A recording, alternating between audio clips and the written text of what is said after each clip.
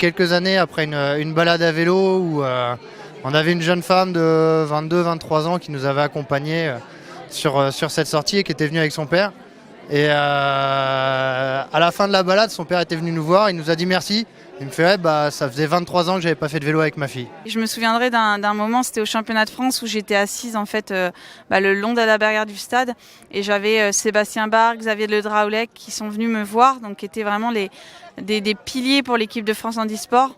Et voilà, ils sont venus me dire voilà, peu importe si tu retrouves pas ton niveau d'avant, le tout c'est que tu viennes, que tu prennes du plaisir, que tu trouves ton matériel. Et ça a vraiment été important pour moi de les rencontrer parce que ils m'ont permis de rêver et d'y croire. Et je pense que sans eux, sans mon entourage, j'aurais peut-être pas autant cru en moi et j'aurais pas repris la pratique de l'athlétisme. C'est vraiment un monde sportif comme on pourrait l'avoir chez les entendants, chez les valides, etc. Il suffit de venir découvrir, vous allez prendre goût, c'est sûr. Moi j'étais valide jusqu'à 19 ans, donc pour moi il n'y avait déjà pas d'handicapé, ça n'existait pas. Une fois un fauteuil par-ci par-là, donc j'ai découvert que c'était un grand mouvement quand même quand on met le nez dedans.